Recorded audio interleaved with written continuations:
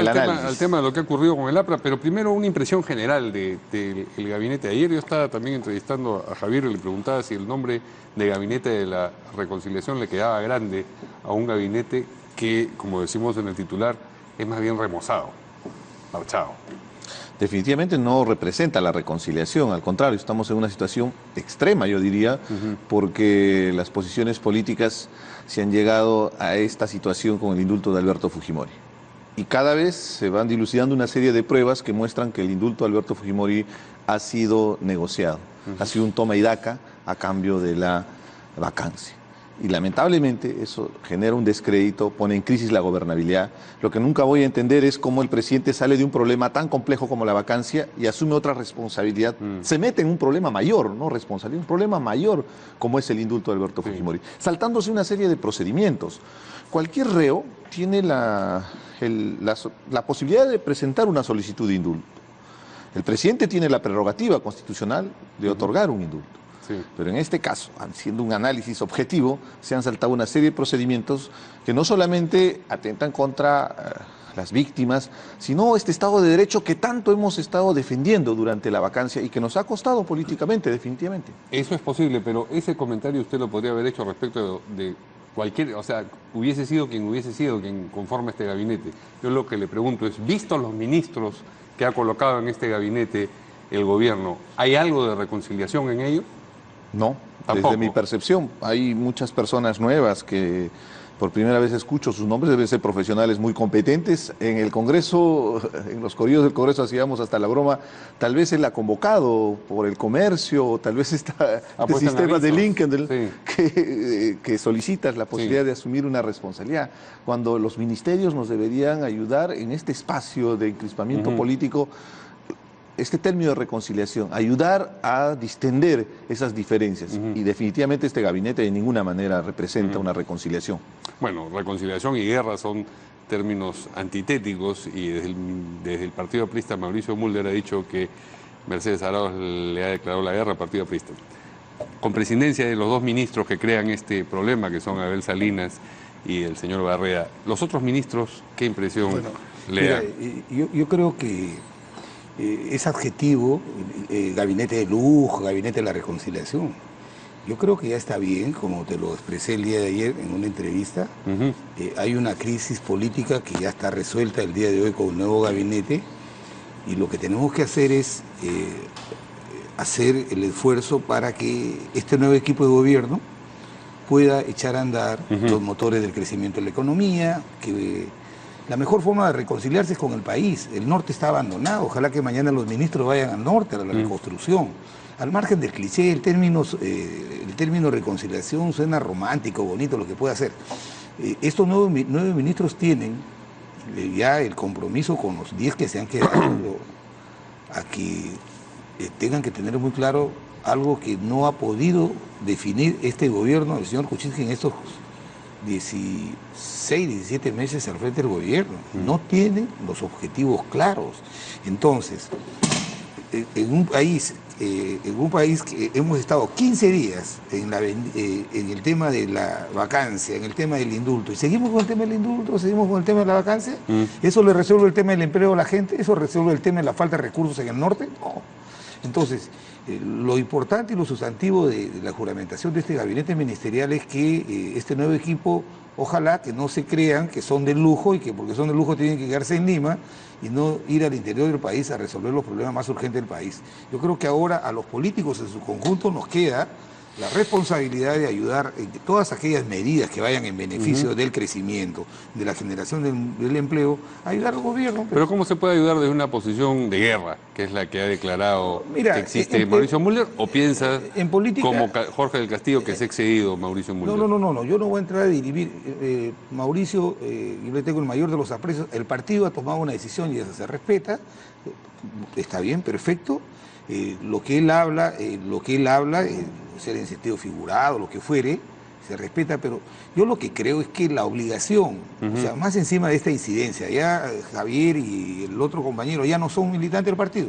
Bueno, pero eso no es una incidencia, los han expulsado del partido. Están separados del partido, ellos pidieron, están separados ya. creo que ese es un tema importante dentro del APRA, pero hay temas también importantes en el país, por favor, en el país. Pero eso parece que fuera, no miren lo que nos está pasando, miren lo que le está pasando al país. Si vemos lo que está ocurriendo dentro del fujimorismo, vemos lo que está ocurriendo dentro de la bancada oficialista, podemos ver también lo que ocurre dentro del Partido Aprista. Importante eso, resuelve los problemas del país, o sea, resuelve los problemas del empleo, resuelve el tema del abandono en que está el norte del país. Tiene que haber prioridades, o sea, yo respeto la decisión del partido, hay que respetar la decisión del partido. Ahora, ¿la comparte? No, yo la respeto.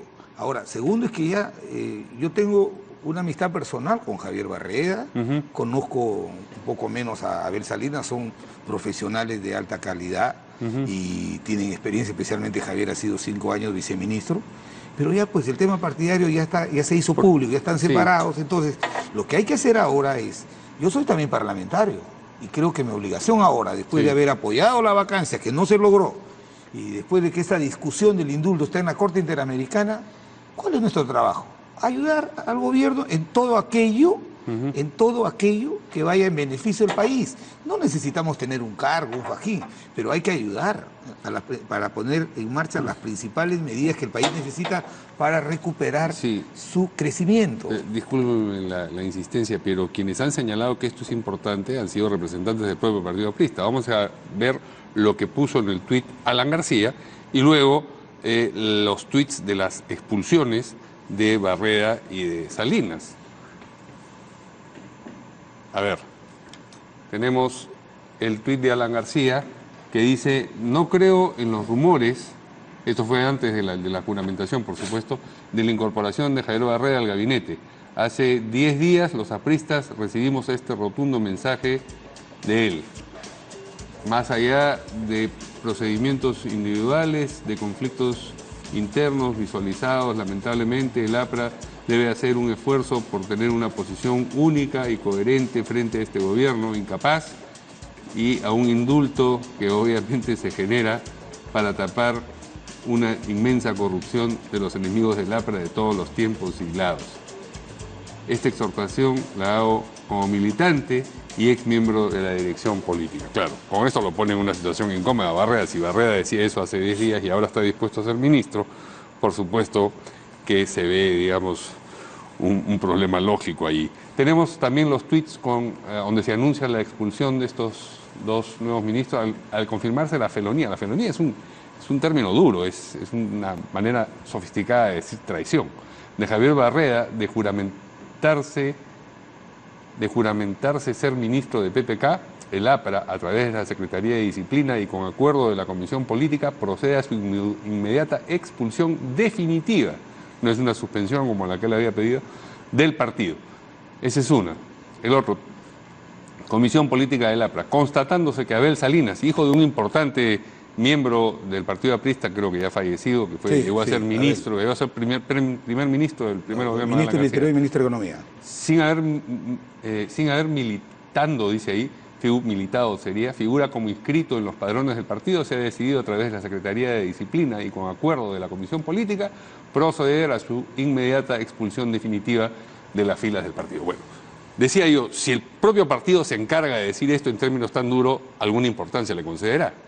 Oiga, yo soy militante del partido. Sí. Ahora, si a mí, el partido supuesto, decía, no usted. El supuesto, te digo. Sí. Si a mí me hubieran hecho esa propuesta, evidentemente, yo al tomar una decisión sé que estoy quebrantando la disciplina del partido. Pero ayer que conversábamos, me mencionaba que, claro, los de la bancada no podían integrar el gabinete, pero que había no sé cuántos mil militantes del APRA y que me pareció que dejaba abierta la puerta de que esos militantes pudieran ser miembros del gabinete, ¿o no? El partido tomó una decisión, no las informó. Aquel que no lo cumple, el partido le aplica las normas disciplinarias. Entonces, ya estas 2 personas están separadas. Pero está bien, perfecto. Yo no le resto importancia a eso, lo respeto. Pero yo creo que no nos podemos quedar ahí. Yo creo que tenemos... ¿Qué debe hacer el APRA ahora? No vamos a apoyar las principales medidas del gobierno para impulsar el crecimiento, para para reducir la anemia, para derrotarlo. Claro que tenemos que hacerlo. Pero una forma de hacerle era permitir que los militantes que no fuesen miembros del Congreso estuviesen en el gabinete, ¿o no? No, mira... somos 300.000 militantes en todo el país. Entonces, el militante sabe que si quebranta una norma de disciplina del partido le aplica la disciplina. Entonces, ahora estos ministros son ex compañeros, pero yo veo las cosas en conjunto, en global. Ha habido una crisis política y ya se juramentó un nuevo gabinete. ¿Qué me queda a mí como militante del partido, como peruano y como parlamentario?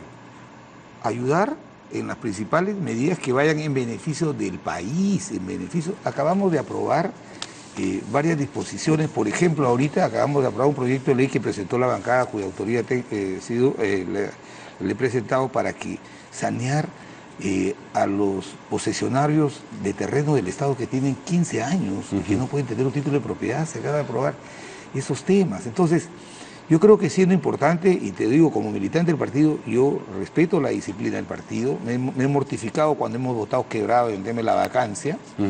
Entonces, pero los que tenemos una trayectoria en el APRA sabemos que el partido toma una decisión y tenemos que acatarla. El que no la acata se somete a sus decisiones. Ya se tomó una decisión, ahí no debemos quedar, no. Hay que avanzar, hay que mirar adelante. El país espera, no solamente del gobierno, sino del partido, espera también medidas que vayan en beneficio de ellos. La declaración de guerra es un asunto individual de Mauricio Mulder. No, yo no. Mauricio es presidente de la elección política. Ajá. Yo soy militante del partido, Sí. o sea, yo soy soldado. Entonces, la decisión del partido, yo la acato. Él es como general, digamos, y usted es soldado. Así, claro, él es el... Vamos a escuchar lo que dijo el general anunciando una guerra. ¿Podemos escuchar lo que dijo Mauricio Mulder sobre la guerra? Yo sí le debo decir al país que yo hablé con la señora Mercedes Arauz y le comuniqué a la señora Mercedes Arauz que ningún militante del APRA iba a integrar su gabinete.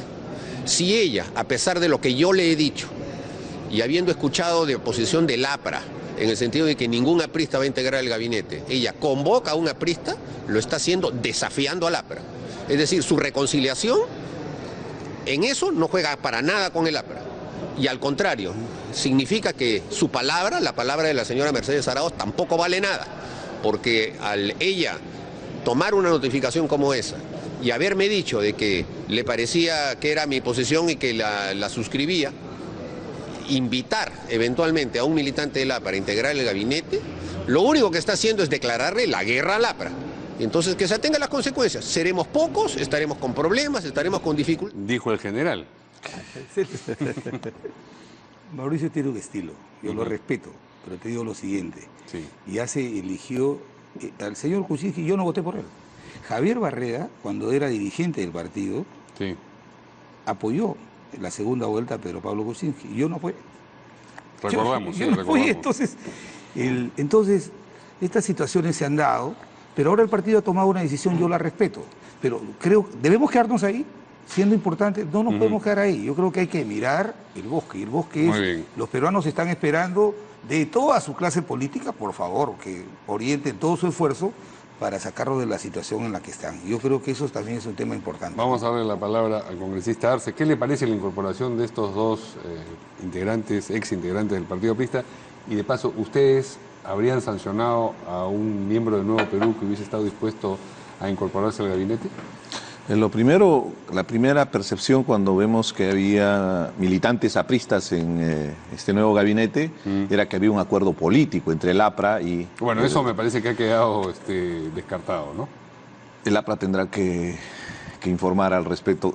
Lo O sea, concreto es que ahí impulsado, hay un tema de debido proceso también, que es competencia estrictamente del partido aprista que tendrá que ver. Lo que me sorprende es que inmediatamente hayan tomado la decisión de una sanción tan drástica como expulsar del partido y tendrán que solucionarlo, ¿no? Pero desde nuestro punto de vista debe seguir un debido proceso cuando hay una falta de algún militante y después con la posibilidad del descargo correspondiente. Usted tuvo sancionar. una amarga experiencia dentro del Frente Amplio, Es dentro una- de la bancada del Frente Amplio en realidad, ¿no? Y es importante el derecho a la disidencia, porque Sí. podemos tener discrepancias, podemos tener posiciones discordantes, y esas posiciones discordantes no pueden llegar al extremo de la expulsión si es que no se le da la posibilidad del argumento. Creo que esa es la principal lección que nos deja esa experiencia. Pero es un tema ¿usted se estrictamente imagina a alguien de Nuevo Perú incorporándose a este imposible, gabinete? porque no sería coherente a nuestra ¿Lo expulsaría? posición. No, seguiríamos un debido proceso, Seguiría un ¿no? debido Un procedimiento, proceso, debe haber un encaminado a tribunal eso, dentro del partido para que sancione. Tenemos un tribunal de ética que sanciona cuando hay faltas de esta naturaleza, pero evidentemente dándole la posibilidad de que pueda hacer sus descargos correspondientes la persona. Ahora, para nosotros no es coherente porque la situación del país que vive, como lo expresaba hace unos minutos, es bastante compleja. Y abiertamente usted sabe y tiene conocimiento que el sur del país está movilizado por un tema agrícola, el tema de la papa. Mi región, Apurímac, Andahuaylas, están paralizando el día de hoy, el día de mañana 10, en Ayacucho el 9, 10 y 11.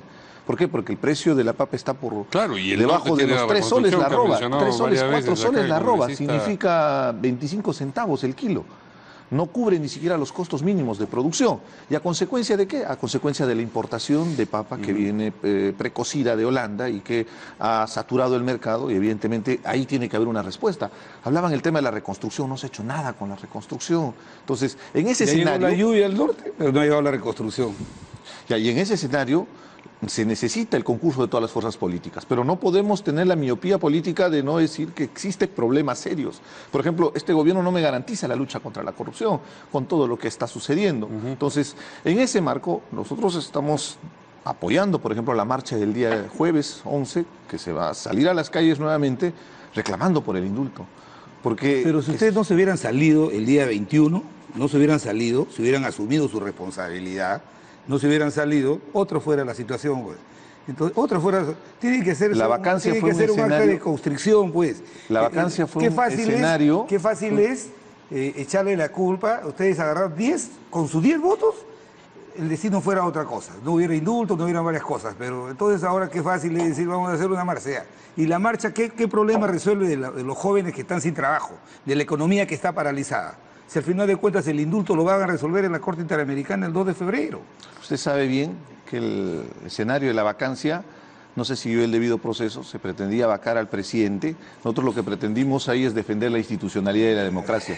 No estábamos defendiendo a Pedro Pablo Kuczynski, al contrario, exigíamos que se haga una investigación, que se aclare. El procedimiento fue absolutamente constitucional, se garantizó el debido proceso, fue absolutamente en 5 días, 6 días iban a vacar al presidente, cuando una interpelación, por ejemplo, un ministro tiene su plazo perentorio, inclusive un alcalde puede ser vacado en 30 días.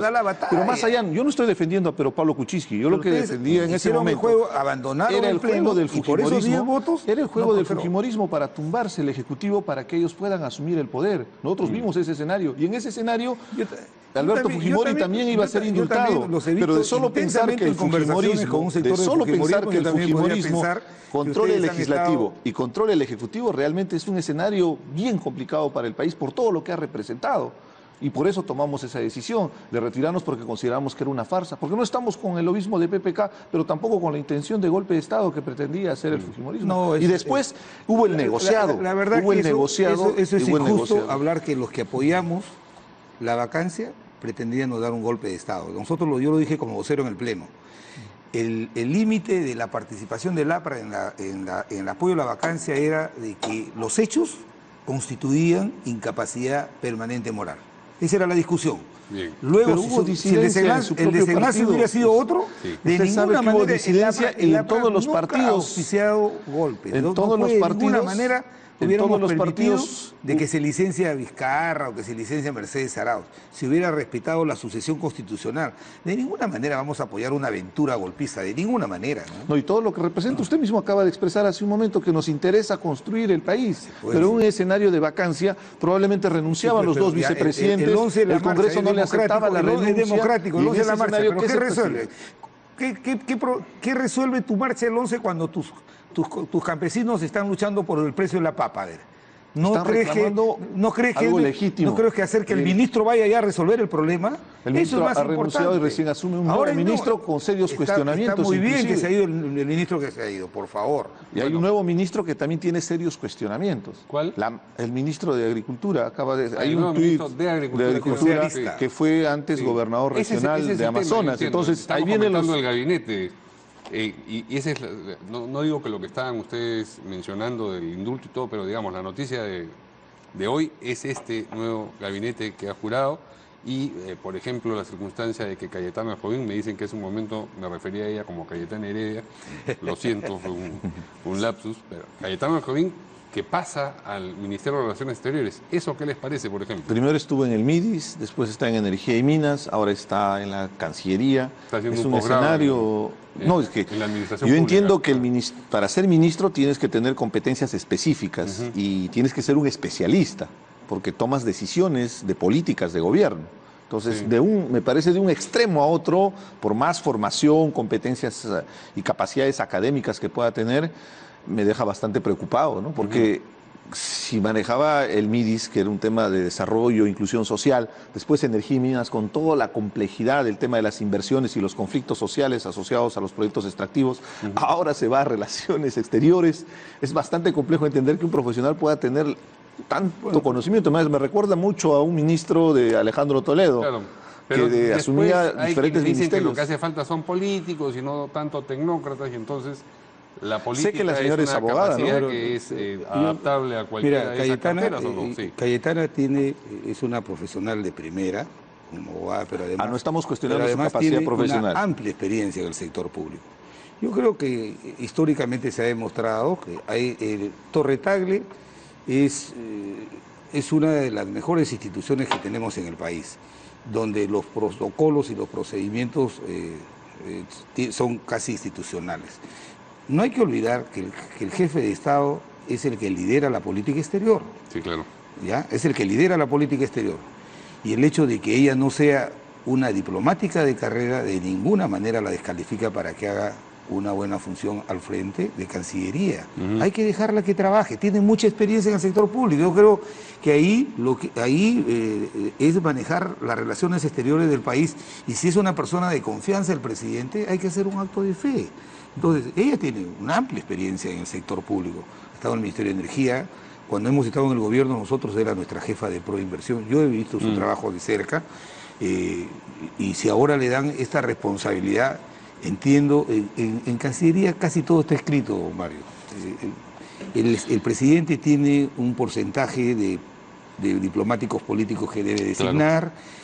Hay toda una línea de carrera que se respeta, hay una escuela de formación de diplomáticos, de tal manera que yo no creo que ella pueda poner en peligro el prestigio que se ha ganado Torre Tagle con Alan Wagner, con José Lo García Belaúnde y con otros grandes diplomáticos que han habido. Una objeción, si me permite. Por ejemplo, ella estuvo en la cartera de Energía y Minas.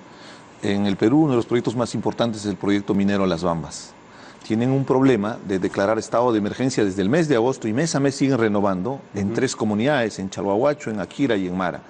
Hemos remitido sendos documentos para explicarle que no esté declarando estado de emergencia y provocando a la población si es que no hay una movilización real, donde no hay un conflicto social en marcha. Más aún poniendo en problemas a las comunidades, sabiendo que ellos requieren tener asambleas comunales. La respuesta frente a este caso ha sido declarar estado de emergencia una y otra vez. Y se viene una movilización social mayor que puede poner en riesgo el principal proyecto minero. Entonces, ¿por qué? Porque no hay ese conocimiento de contexto, no hay ese conocimiento de la especialidad en el tema. Entonces, por eso es un tema de cuestionamiento de que después de estar en el tema de desarrollo pasa Energía y Minas y ahora está en el tema de relaciones exteriores. Tiene una personalidad, tiene una fisonomía. A nosotros el país nos eligió para hacer una oposición constructiva. Y el término constructivo no es declarativo, tiene un contenido. En el APRA tiene un contenido. Nosotros hemos tenido 2 experiencias de gobierno. Sabemos lo complejo que es manejar el Estado. ¿Está bien? No renunciamos a nuestra independencia, y por eso yo saludo la posición de Mauricio de que tenemos una posición crítica. Pero ahí no solamente eso es un factor importante, sino tenemos que contribuir, porque para eso el país nos paga un salario, una remuneración, para sacar adelante lo que le beneficia a los peruanos. Nosotros no somos un fin en nosotros mismos, sino somos un medio para facilitar que los peruanos tengan empleo, se reduzca la pobreza, se reduzca la anemia. Entonces, cerrarnos en una discusión que se partió esta bancada, siendo importante, que el indulto, son temas importantes, pero tiene que haber también una priorización, y yo creo que esta crisis que acaba con la designación del nuevo gabinete ministerial, lo único que debe hacer es comprometer, al contrario, que aquella... hay una situación de encrispamiento político. Pero el país no se puede parar. Estoy seguro que es un demócrata y respeta la institucionalidad del país, y eso lo que usted está expresando no es coherente con el tema de la vacancia, por ejemplo. ¿no es Por cierto? supuesto. Había un limbo que se había iniciado desde el momento que dicen, vamos a cambiar ministro. Recuerde que fue, y esto se extiende. recuerde que fue en Navidad. ¿Cuántos días ya pasaron? ¿Por qué se demoraron tanto tiempo? tiempo. Porque debe haber sido difícil conseguir. Pues ahora En este escenario, ¿eso qué ahora quiere decir? Que hay un ahora querían plantear contexto una nueva complicado para el vacancia. país. Entonces la vacancia iba a ser presentada como proyecto de ley cada semana, vacancias. No puede ser. Yo creo que todo tiene su espacio y su lugar. Democráticamente hemos sido derrotados en el tema de la vacancia. Perfecto. Ya el presidente ejerció una atribución constitucional cuestionable. Se va a ver el 2 de febrero en el tribunal. Ahora hay que ver Y hay los que temas, respetar hay el que ver los pronunciamiento temas, de la hay que ver- Corte Interamericana de hay Derechos que ver, Humanos. eso porque lo vamos a ver en su momento. Eso es muy Hay que importante, ver pero hay los que temas de respetarlo. los peruanos. Vamos a Porque llegar a ese desde acá tema se está llegando más a adelante. El decir norte del país muchos. está abandonado y los ministros han juramentado, ojalá que mañana ya estén en Lambayeque, en Piura, en Tumbes, resolviendo los problemas. Eso es lo A importante. propósito de algunos de los ministros removidos, algunos de ellos han durado poco en el gabinete, porque este gabinete tenía creo que 3, Viene de 4 julio a meses, agosto, ¿no? el caso Entonces del uno señor piensa en D'Alessio. el ministro D'Alessio en salud, o el ministro Olaechea, me parece que está Producción. en Produce, y han durado, digamos, un verano. Menos el ministro. Una primavera, más que un Menos el ministro de. Pero yo creo que hubo un error en salvaguardando la calidad profesional del señor D'Alessio, que era un académico reconocido, pero en temas de salud, por favor.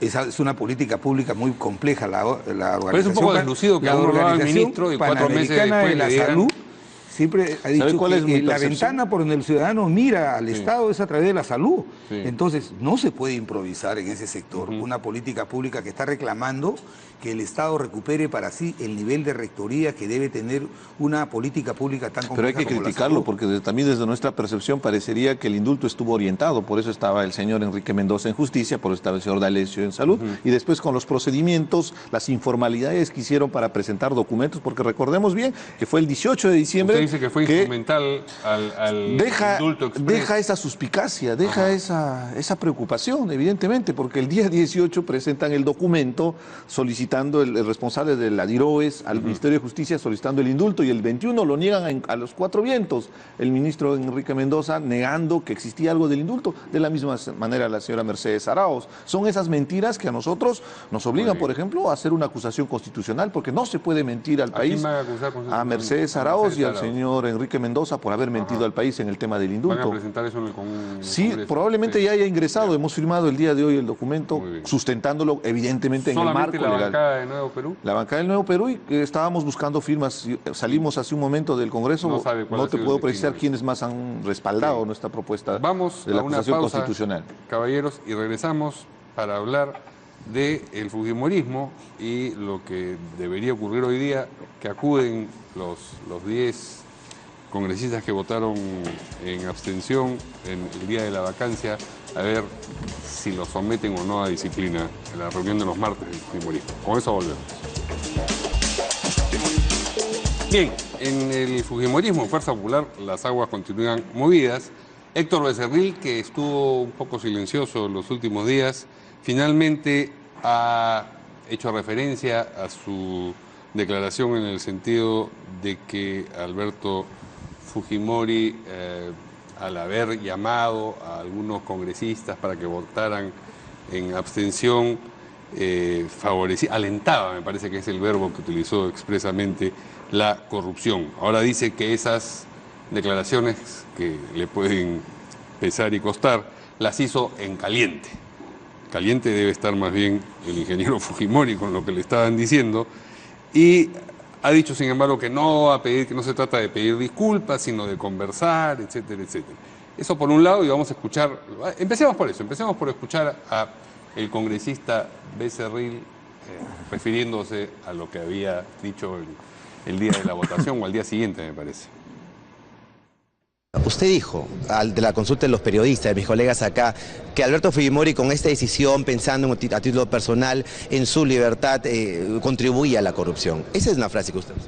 Sí, eso es lo que digo.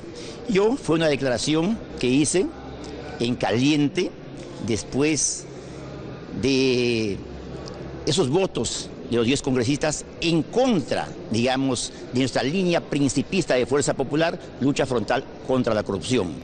Y yo, como repito, no voy a juzgar a Alberto Fujimori. Usted votó en caliente, dice. ¿Se arrepiente de esa declaración entonces? No voté en caliente. Perdón, declaró en caliente. ¿Se arrepiente de esa declaración? No fue bueno, y no es bueno que a veces uno, en el fragor de esa calentura fruto de algunos temas que se debaten, no es bueno a veces declarar. Eso también seguramente es algo que vamos a aplicarlo más adelante.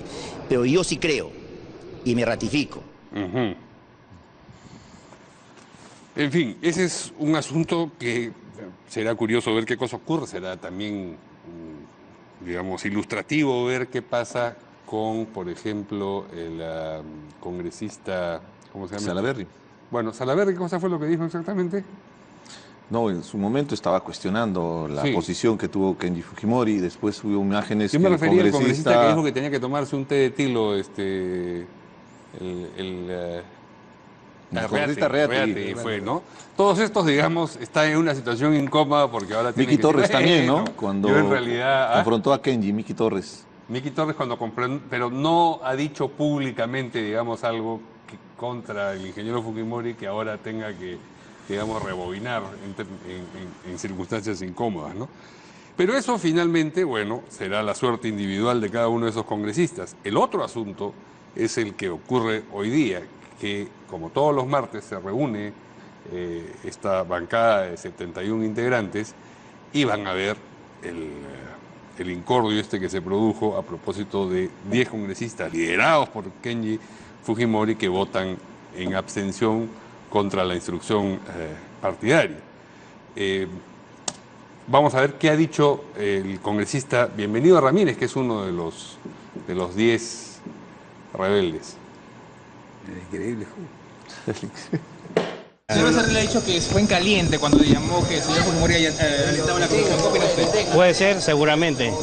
Es lo que dice él. ¿Para reconciliarse con el señor Becerril o con cualquier otro que ofendió al presidente Fujimori? Y estamos en política y somos políticos. Todo se puede dar en política. También sus palabras, otros voceros que llamar caraduras, por ejemplo. ¿Usted ratifica en eso? Me ratifico en eso. No retira las palabras en todo caso, de caraduras. Es que el pueblo lo sabe, el pueblo los conoce. Muchas gracias. ¿Va a ir a la noche de la reunión? Sí, a las 7 de la noche. ¿Cuál será su posición respecto a la sanción que le ponen? Veremos qué sanción nos van a imponer. ¿Qué no fue asistir con ustedes? No va a venir. Los 9. Si se da una sanción que ya su colega Robles decía es injusta, ¿usted reconsideraría permanecer en la bancada? Depende de la sanción de que nos den. Creo que ha sido un voto de conciencia y por un voto de conciencia no se amerita una sanción. Si lo sanciona colonial. Bien, ¿cómo ven ustedes la situación? Porque eso afecta, lógicamente, a lo que habrá de ocurrir en el Congreso, porque si continúan 71 votos como un solo bloque, orientados en un solo sentido, pues la política y las leyes aprobadas por el Congreso irán por determinado lado, y si no, pues tendrá otra suerte eso de ahí. Que rompió la bancada de... Ya se rompió, no es una rajadura, sino que ya está... Es evidente, desmembrada. es evidente que 10 congresistas han sido exonerados del espacio que tenía Keiko Fujimori, inclusive con un tuit ella agradecía a 61 congresistas. Claro. Y yo vuelvo a reiterar la necesidad de respetar la disidencia. La famosa ley Mordaza, que no permite, por ejemplo, en estos casos de que puedan formar otra bancada, atenta directamente derechos constitucionales.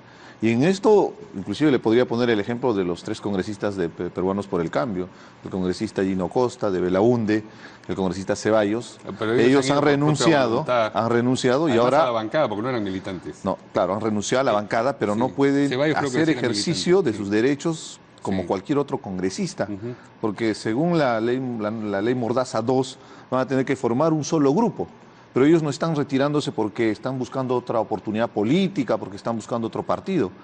Es su discrepancia, Claro. muy respetable por su coherencia sobre todo, como por el tema del indulto y la decisión que tomó el presidente. Y por eso no pueden ser sancionados y no pueden cooptar una libertad que tienen para ejercer plenamente la representación, porque ser congresista, si bien es cierto, es una responsabilidad personal, pero a las espaldas tenemos la representación de una población que nos ha elegido. Representamos una circunscripción territorial. En consecuencia, tenemos que tener ejercicios plenos en las comisiones.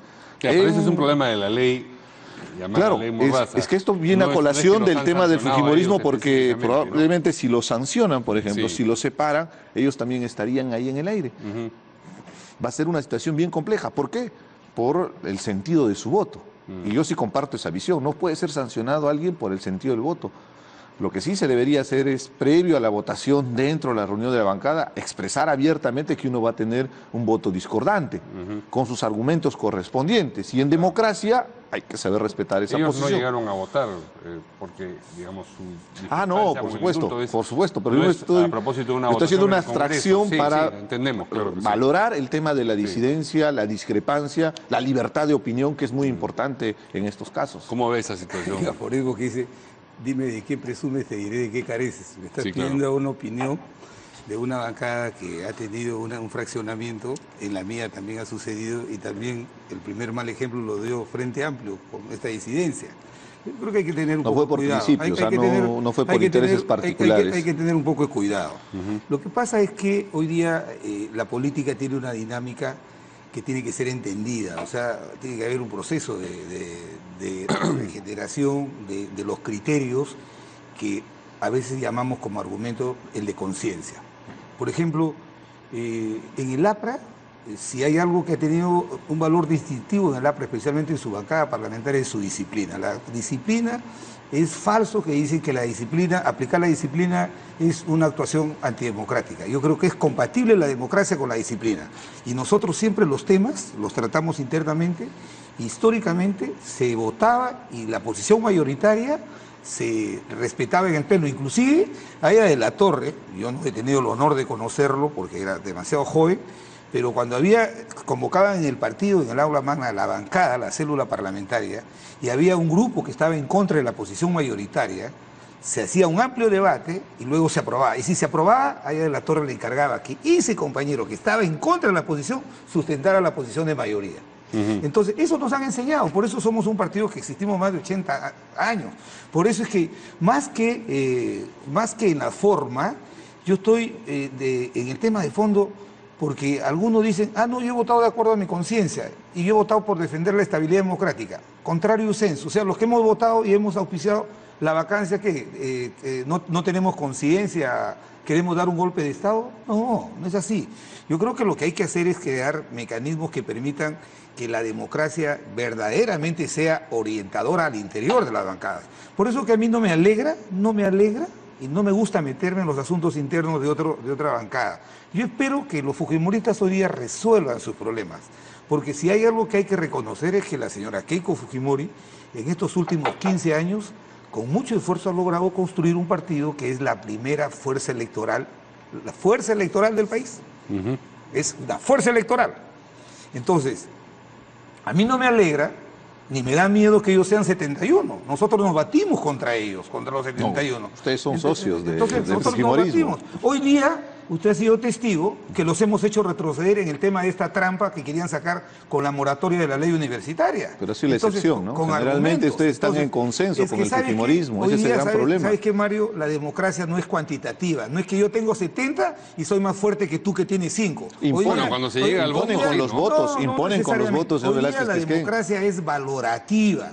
Estamos en el imperio de la razón, no de la rabia. Entonces, eso sería lo importante, que nos escuchen los argumentos, porque en el Parlamento no escuchan argumentos. Nos aplanan con la mayoría de votos. Me gustaría que sigan siendo 20 ellos. Claro. ¿Cómo me gustaría que el fujimorismo siga siendo su 71? Porque eso ha querido que el país sea su expresión en el Parlamento Nacional.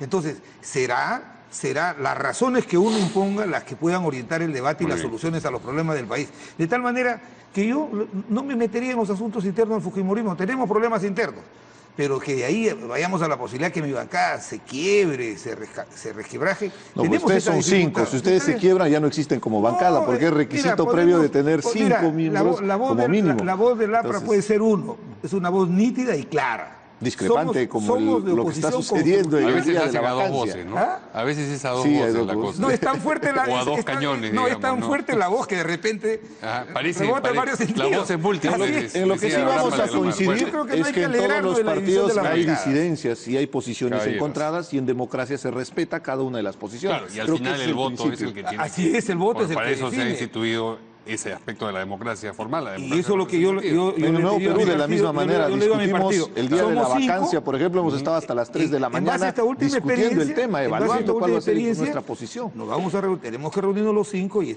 va a ser, hay que darle contenido. A ver, ¿qué es voto de conciencia? De repente la pena de muerte puede ser voto de conciencia. Muy bien. Pero cualquier tema no puede ser un argumento de decir, ¿sabes qué?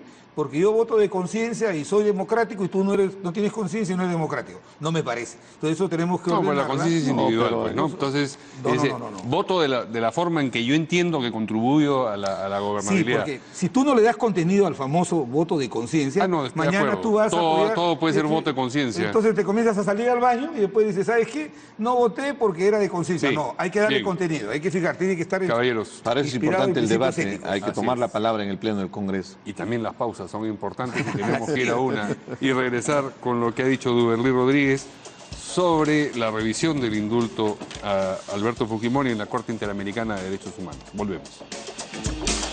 Muy bien, el presidente del Poder Judicial, el señor Duberly Rodríguez, ha afirmado que el Estado tendrá que respetar la decisión de la Corte Interamericana de Derechos Humanos con respecto al indulto a Alberto Fujimori y a la gracia, porque son dos cosas distintas, ustedes recuerdan. Esto va a ser visto el próximo 2 de febrero. Mientras tanto, César Nakazaki, que como ustedes recuerdan fue abogado del ingeniero Fujimori, ha dicho que el indulto humanitario no tendría efecto si la enfermedad resulta probadamente falsa. Bueno, eso ya lo conocíamos. Bueno, hay opiniones de distintos especialistas sobre si el Perú tendría que acatar una sentencia o una decisión, una observación de la Corte Interamericana de Derechos a propósito del indulto a Alberto Fujimori. Yo presumo que usted está de acuerdo con esa afirmación de que hay que acatar lo que disponga la Corte. Somos parte del sistema interamericano de derechos humanos. Es un tratado internacional, así como tenemos tratados internacionales con otros países, nosotros nos hemos adscrito a la Corte Interamericana de Derechos Humanos. El asunto se tiene la facultad de decir... En consecuencia hay que respetar lo que tutele, en este caso, la Corte Interamericana. El día 2 se va a tratar, Alberto Fujimori, por su lado, está contratando un abogado, pero, por ejemplo, el abogado no va a ir a litigar defendiendo a Alberto Fujimori, porque el que litigue es el Estado peruano. El Estado peruano tendría que acreditar al abogado de Alberto Fujimori para que tenga la posibilidad. Entonces tendrán que evaluar definitivamente que hay una serie de vicios en este tema del indulto humanitario. En realidad lo que ha entregado el señor Pedro Pablo Kuczynski es un indulto común, con el título y el membrete de indulto humanitario, porque se requería tener una enfermedad degenerativa, una enfermedad extrema, y que las condiciones carcelarias generan un peligro para la vida de las personas. Yo considero personalmente, yo soy muy respetuoso de los derechos humanos, nadie debería morir en cárcel. Si están en una condición extrema, deberían darle los últimos días para darle la posibilidad de compartir tal vez con su familia por un tema humano, por más delito que haya cometido. Pero lo concreto es que en el caso del indulto a Alberto Fujimori se ha saltado una serie de procedimientos, que es el principal argumento para la movilización, porque no puede ser posible, por más que sea presidente y tenga la prerrogativa de otorgar un indulto, no es un poder absoluto, omnipotente, que el presidente puede saltarse los procedimientos.